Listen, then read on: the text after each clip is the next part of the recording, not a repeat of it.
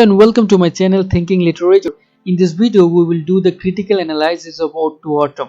So let's jump into it. Introduction. Ode to Autumn was written by John Keats in September 1819.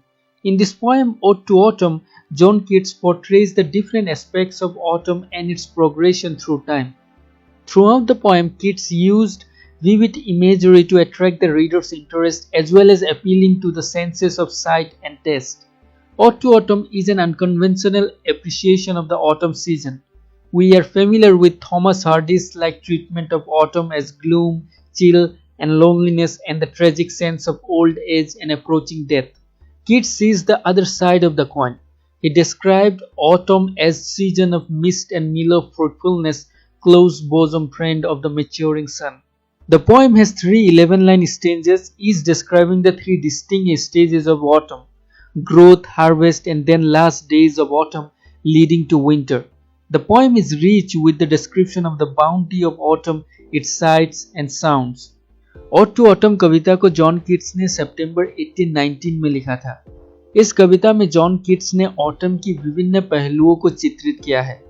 हालांकि autumn को बहुत writers loneliness, बुढ़ापे आदि के साथ जोड़ते हैं, लेकिन कीट्स ऑटम को मधुर फलदायक के रूप में देखते हैं।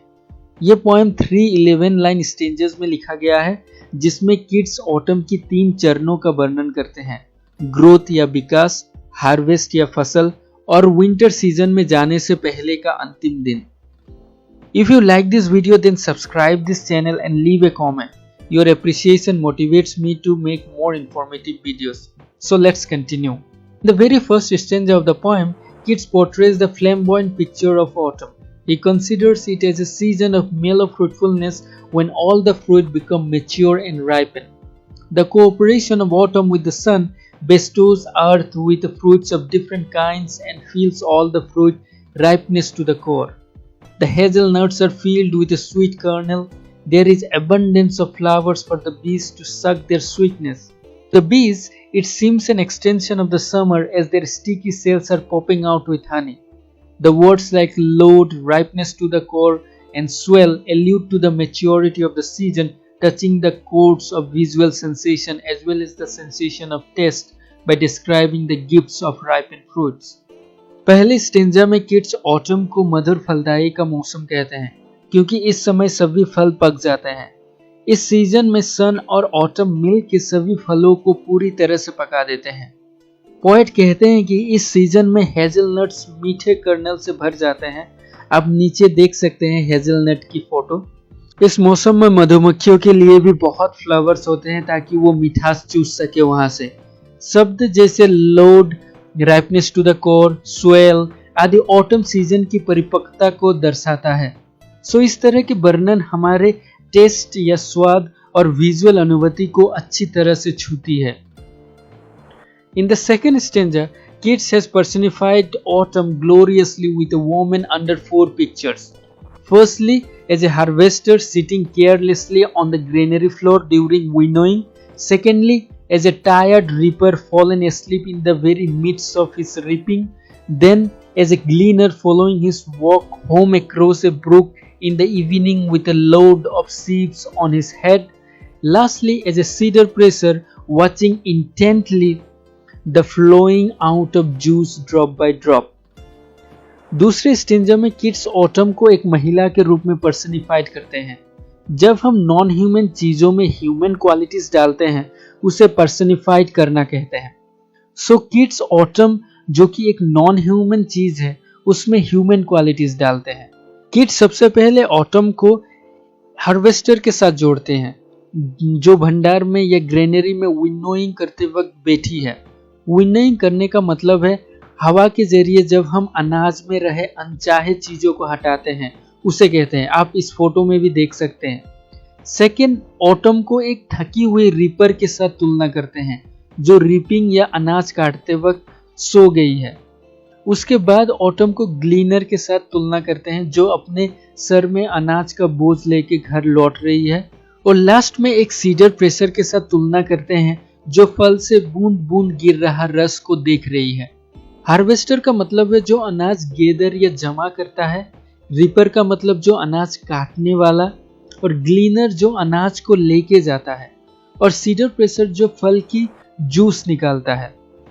In the final stanza, the poet laments the absence of spring sounds, but tells autumn that her music is beautiful too. This stanza emphasizes the sounds of late autumn which foretell the coming winter. The swallows gather for their migration. Their twittering is like a church bell making the close of the day. The stanzas are also arranged within the structure of a day, morning, midday, and evening, and they are also arranged in the structure of a life, birth, growth, and death. Last stanza में कभी spring season के sounds को याद करते हैं, लेकिन कभी autumn season की म्यूजिक को भी सुंदर बताते हैं। स्वेलर्स चिड़िया माइग्रेशन के लिए जमा हो रहे हैं, जिसके आवाज या ट्विटरिंग चर्च की घंटी की तरह है जो दिन के अंत होने का आभास देती है। जो 3 स्टेंजर्स है इस पोएम में एक दिन या एक जीवन के स्ट्रक्चर से जुड़ी है, morning, mid day and evening, और जन्म, ग्रोथ या विकास और मृत्यु। The subject matter of this ode is reality itself at one level. Keats depicts the autumn season and claims that its unique music and its role of completing the round of seasons make it a part of the whole. Although autumn will be followed by the cold and barren winter, winter itself will in turn give way to fresh spring. Life must go on, but it cannot continue without death that completes one individual life and begins another. Ode to autumn का विषय वस्तु या subject matter reality के साथ जुड़ा है। जिस तरह ऑटम सीजन के बिना और दूसरे सीजन जैसे स्प्रिंग, विंटर, समर अधूरे हैं, उसी तरह मृत्यु के बिना जीवन अधूरा है। मृत्यु एक मनुष्य के जीवन को पूरा करता है और दूसरे का जीवन शुरू करता है। Conclusion, Among the 6 wonderful odes of Keats, Ode to Autumn occupies a distinct place of its own, for it is in execution the most perfect of his odes. His simple love of nature without any tinge of reflectiveness and ethical meaning finds its expression in To Autumn. Although the poem contains only 3 stanzas, Keats has been successful in expressing the beauty, the charm, the symphony of autumn and the ageless human activities in the lap of nature.